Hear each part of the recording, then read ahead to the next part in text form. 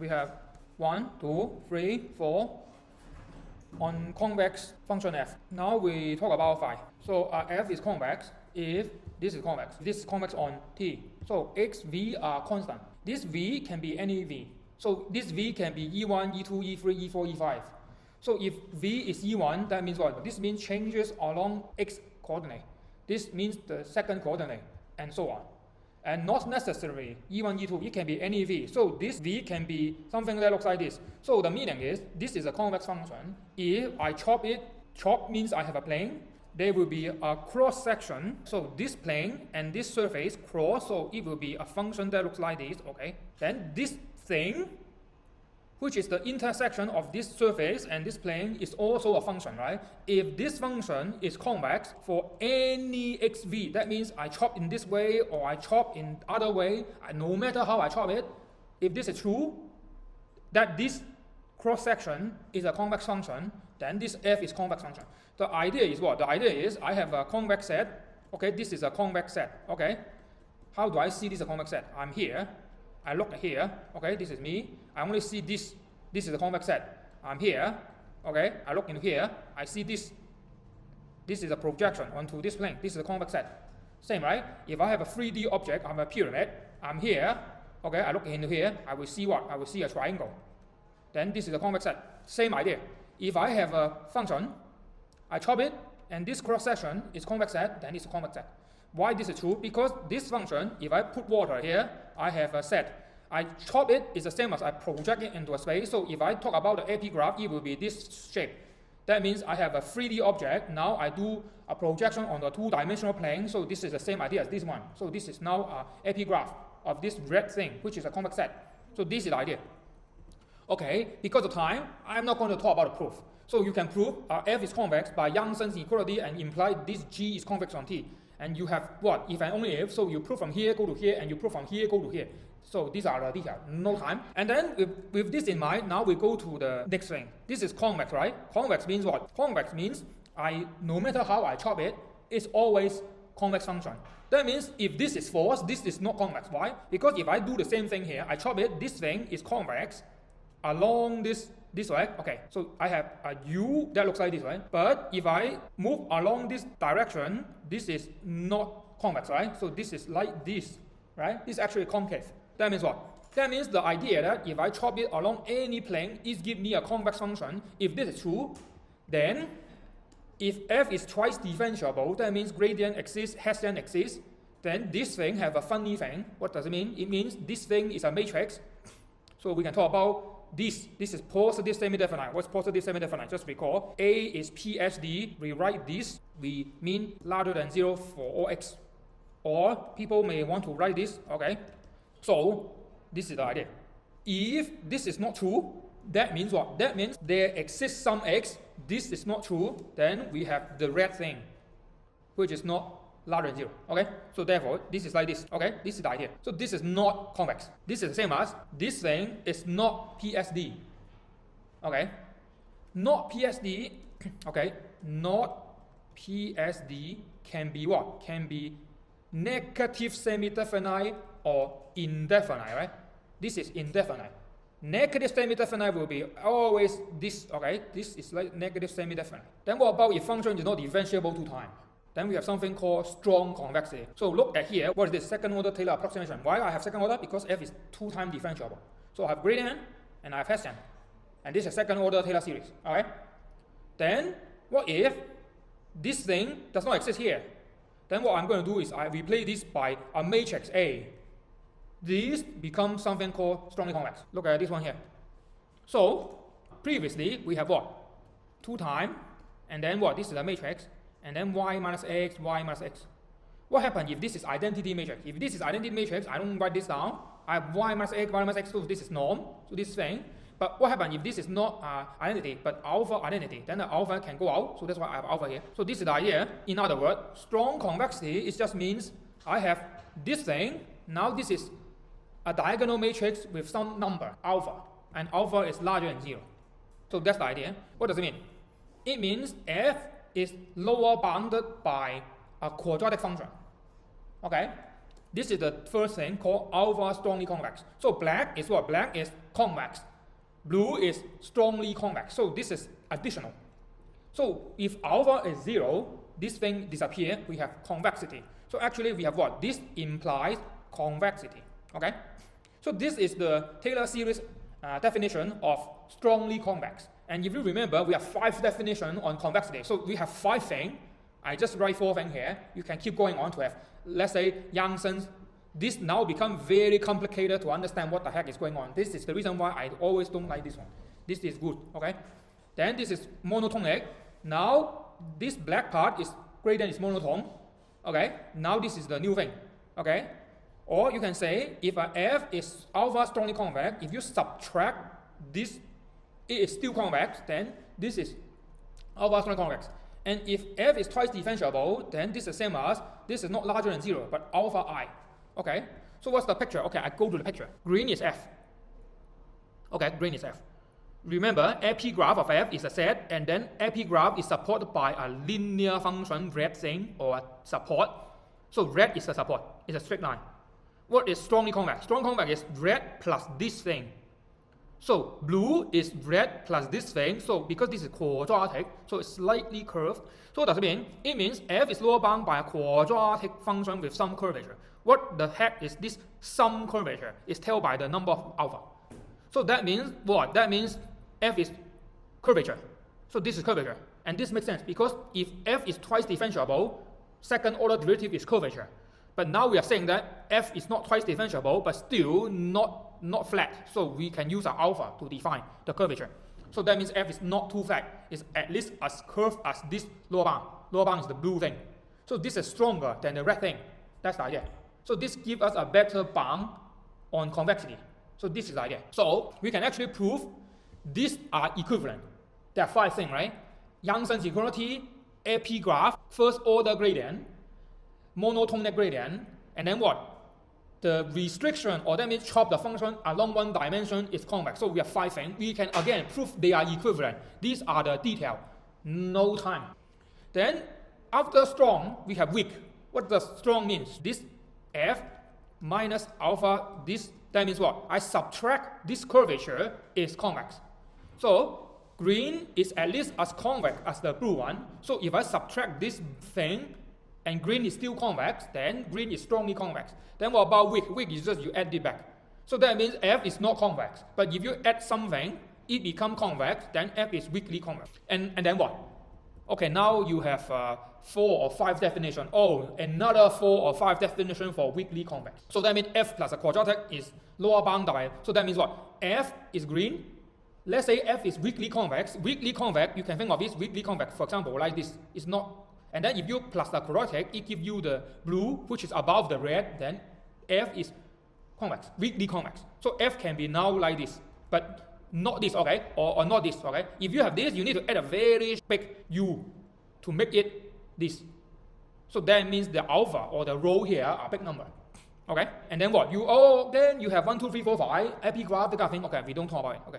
Once we know the convex version, we know the strongly convex and the weakly convex version. And now these are the relationship between them. We have strongly convex, and then strongly convex means we have strictly convex. Strictly convex means we have convex. Convex means we have weakly convex. Okay. Strict means all the definition in convexity change from here for the convex. This means we have this. There's no equal. Strongly convex implies this is true. So therefore, strong implies strict. Strict is convex. Convex is weak. So it's something like this. You make it convex. So this is the idea. The opposite is false. So that means that you cannot go here. For example, this is convex, but this is not strictly convex because these are flat line. And this is not strongly convex, okay? A convex function is about the shape. It's a geometry idea and nothing to do with differentiability. These things have no gradient, have no differentiation. It is possible some convex functions are not differentiable. For example, absolute value is not differentiable at here. And also, for example, this function is not differentiable here and here.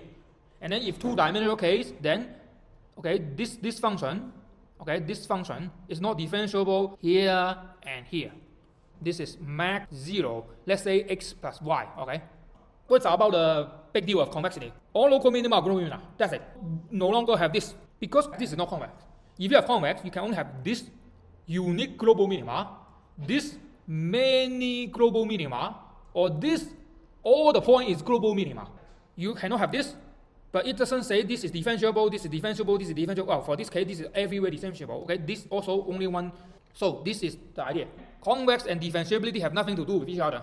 And also, convex and existence of solution also have nothing to do with each other. This function, which go to negative infinity, then strictly speaking, the solution is in negative infinity. Then negative infinity, strictly speaking, is not number. So solution doesn't exist. Or let's say the function looks like this. So it's just x. What's this? Right? But this thing is not real number. Real number does not allow infinity. So therefore, this thing technically no solution. So therefore, solution doesn't exist. So therefore, convex and solution exist or not have no relationship. This is convex, right? Epigraph is what? Epigraph is just this. This is convex set. Okay? This epigraph is triangle. Okay? What about this? Uniqueness. This is existence. This is uniqueness. These are all minima. So you have more than one. Okay? So therefore, has nothing to do. You need more condition on the uniqueness. So F just say this. Being convex is just this. Local is global, and that's it. This doesn't say differentiability. No. It doesn't say exists of solution. No. It doesn't say unique of a solution. And then now we talk about the property of convex function. So these are simple things. Again, we don't have time to go through the proof. These are details. I just give you the idea. If this is convex, then this is convex. I add a constant. This is convex. Or I move it downward. It's convex. Why? Convex means epigraph is convex set. Adding a function means I move this epigraph up or down, which is still a convex set. Done. If I have f is convex, then AF is convex. But A have the right, This is convex means what? This is f, right? Okay. 2000 f. Then I have this. It's also convex. Why? Because epigraph, convex set, multiply 2000, multiply a number with a set does not change the topological property of a set, right? So still convex set. Done. Then that means what? This number is positive. If this is negative 2000, then I have this. Then it's not convex, it's concave. So that's why you need this. F is convex, then alpha f plus beta larger than 0. Any number, convex. If f and g are convex, then f plus g is convex. Doing the Yang-Sen's inequality proof and then do the detail. Okay, not important. And then what? F, g are convex, so their sum is convex. Then I just show you this, right? Then if I have, this is 2. This is what? This is n is 2. Now I generalize n is any n. So n is any n. This is by induction. Then I have a bunch of f adding together. This is convex. Right? And all this alpha is larger than 1. And if this have no constraint on alpha, right? Just as long as it's a positive number. If I constrain them sum to 1, this is special case. This is basically convex combination of f. And then what? And then if I go to infinity, then this is convex. And then convex function composite with any linear map is convex. Why? First of all, linear transformation of a convex set is still a convex set. If I have a square under the linear map A, okay, remember, right? Circle under a linear map A, I have an ellipse. If I have a square, I have something that looks like this. This is convex, this is convex, this is convex, this is convex. So a region, I call this domain F under the operation A, then is A domain F. Domain F is convex set. Then A apply onto the set is also convex. And now domain is also convex. So this is convex. Done. Convex function composite with convex function but monotonically increasing convex function is convex. That means what? That means if f is convex, g is convex, and monotonically increasing, then g of f is convex. F is convex, Yang-Sen's inequality. Then what? G is monotone. So G, this whole thing, I just put a blue thing here, keep this inequality sign of G, this whole thing. Okay? What is monotone? For example, EX. That means what? This is same as, this is convex, then this is convex. Then what? G is convex, right? So this can break. Then what is this? This is G of F, G of F, G of F. So G of F, that means this is convex. That's it. And then max of a bunch of convex functions is convex. If I have F and G, and now I max, this is also convex. First, intersection of bunch of convex sets is a convex set. So suppose I have a convex set like this, and then I have a convex set in a circle. Okay, then the intersection of these two convex sets is this region.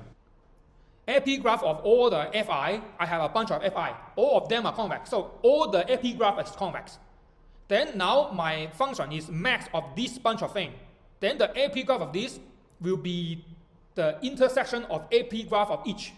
Because intersection of convex is convex, so this whole thing is convex set. This whole thing is convex set, that means max of this whole thing is convex set. That's it. How is this true? This is the idea.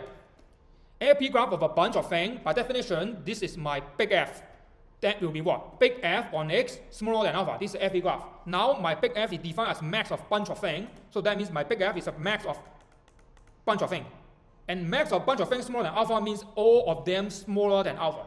All of them smaller than alpha, and these are logic and. Logic and condition means it's set in intersection.